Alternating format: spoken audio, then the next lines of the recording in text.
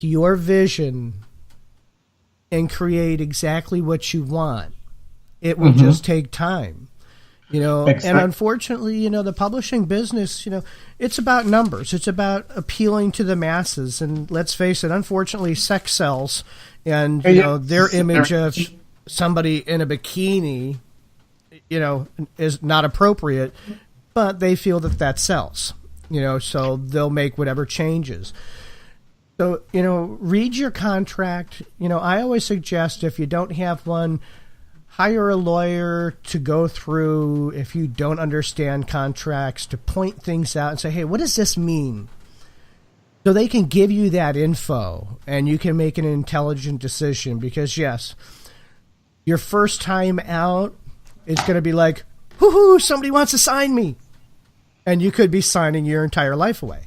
Exactly. You're signing everything that you work so hard for. And and also just to let people know, new authors, there are publishers who, once they buy the rights of your work, that's it. It doesn't belong to you. And some of those works have been shelved for years and then finally get to be published.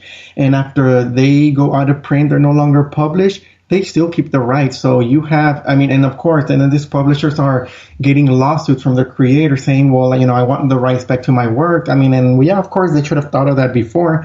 So when I received that contract from that particular publisher, of course, I'm not a lawyer. I'm not an attorney. I'm not a contract lawyer, nor do I specialize in contracts. But just reading through it, I said, okay, you know what? This doesn't sound right. This is something that I'm not going to like or look forward to.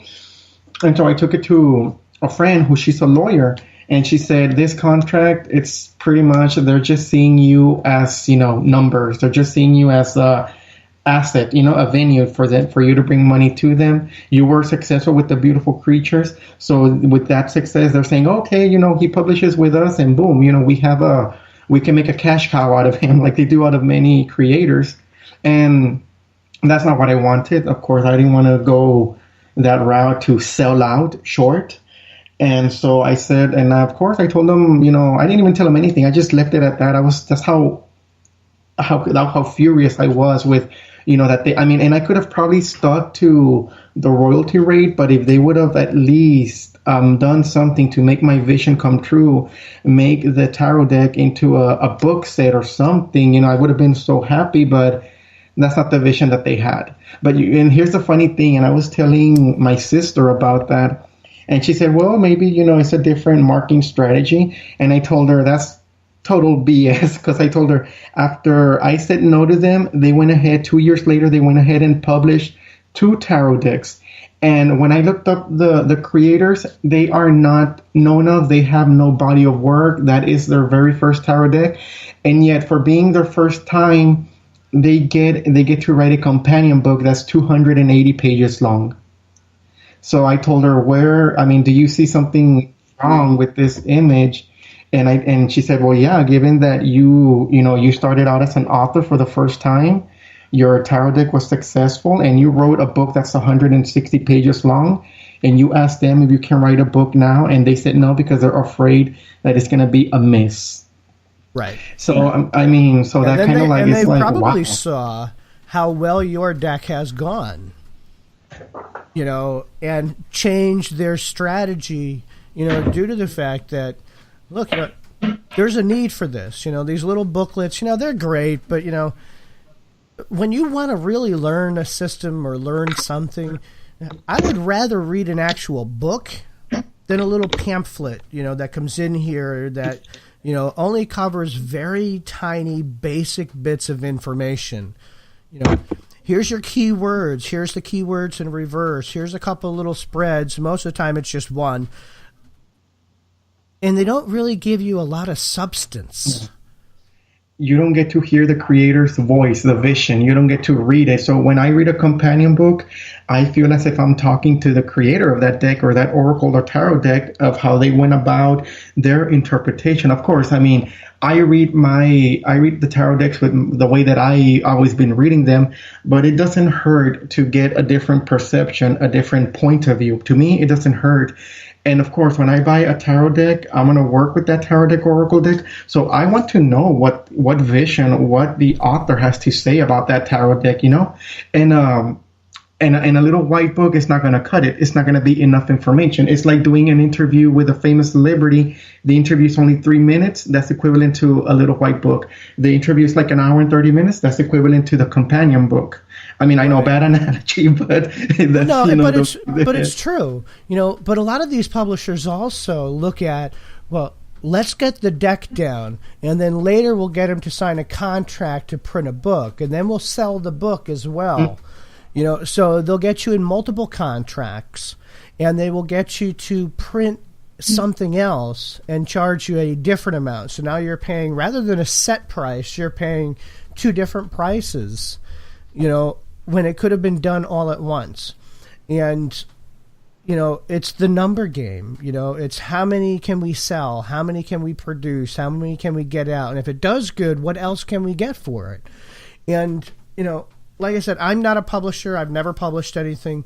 If I ever decide to, which I probably will, I do have a deck or 2 in my head to, start designing.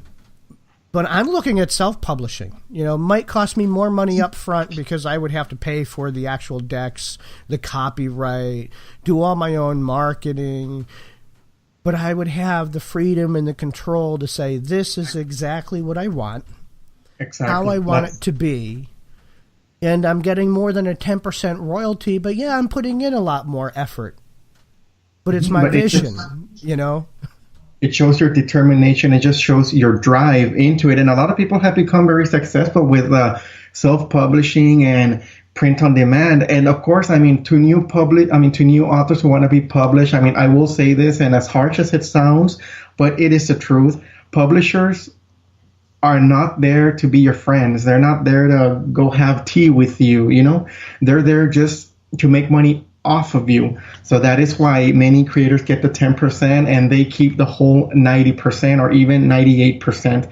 So they're not there to be your friends. And if you make them a lot of money, of course you're going to be held on a silver platter. It's obvious. Or if you're their cash cow, they'll protect you and your work and defend you, to death. But a publisher is a business. Of course, if you're not successful to them, much like a revolving door, they toss you aside and they get somebody else. It's that simple.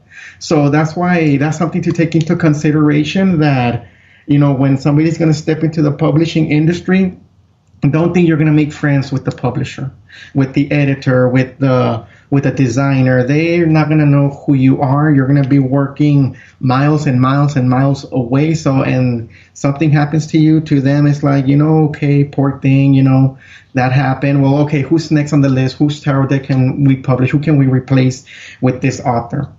And that's pretty much every industry. That's the music industry, the acting industry. So, and the publishing industry is not too far behind. So, and that's one thing that I tell people, they're not there to be your friends. If for some publishers, if you go ahead and give them what they're asking for, they'll go ahead and be nice to you. They'll play nice. But the minute that you want to change something on the contract, or you're not happy with what they're proposing, you become an enemy to them. You're going against them, and they're going to treat you differently. So that's how, as scary as it sounds, that's how publishers work. The majority, of course. That's how they work. And it's sad, but of course, if you find a good one, stick with them. If they see your vision and allow you to have the control to bring your vision to fruition, stick with them, or find a way to self-publish. But look into it. Make sure, that you copyright your images, that you copyright your book. If you've got a name brand, do your trademarks, All these things are done for you by the publisher, so that saves you.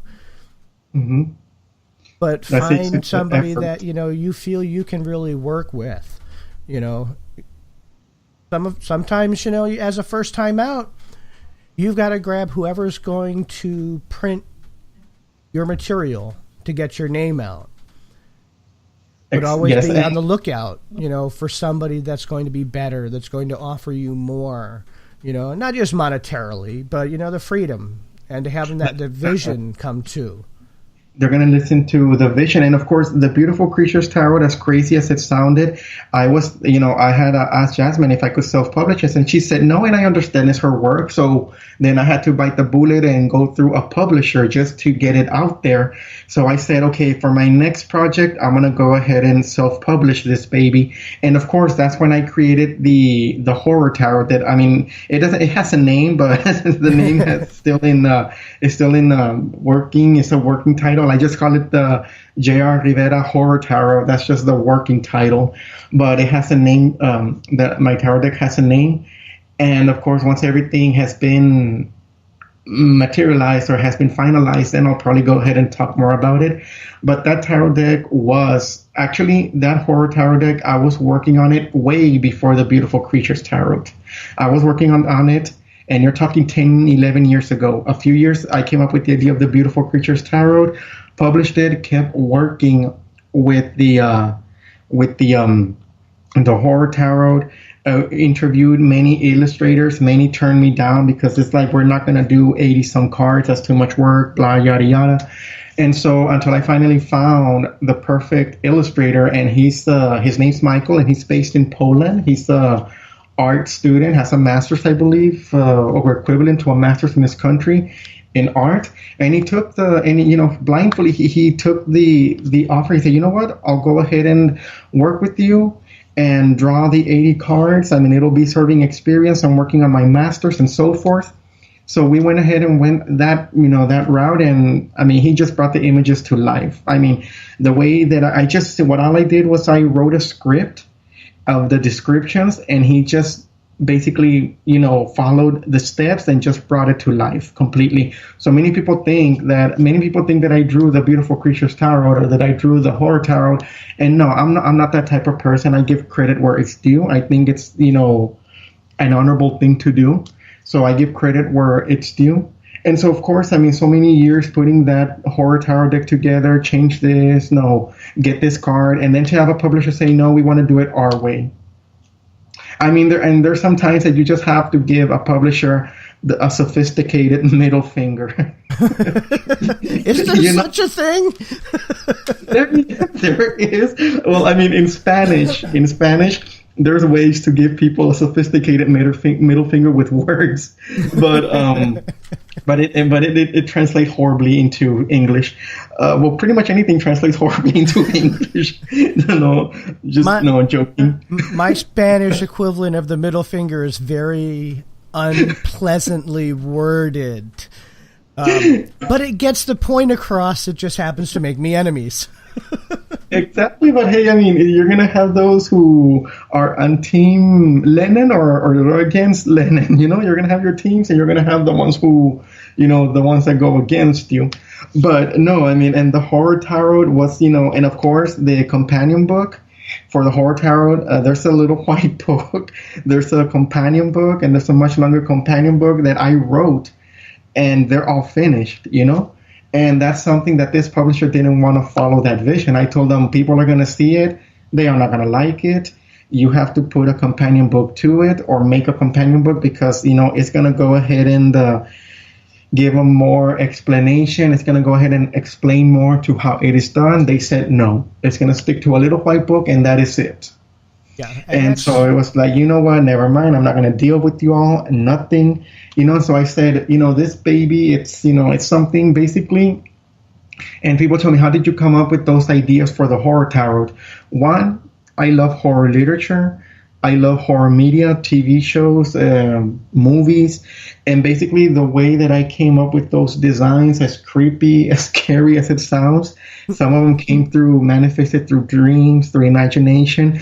There were some times where I would sit, in my desk, have every electronic device turned off, shut down, had a candle, and just had writing paper. And I would let the images, those monsters, those, entities come, basically like to see them in front of my eyes. And that's how I would write the description. I mean, so it took, I could say that it was blood, sweat, tears, my soul that went into that project. And then to have a publisher crush over that vision, saying that no, that's not what they want. It's it's worse than a slap on the face. It's like a punch on the throat. And that's when I said, you know what? I don't know how I'm going to do it, but however I'm going to do it is Tarot Deck is going to be self-published by funds or by print on demand, but I am not going to let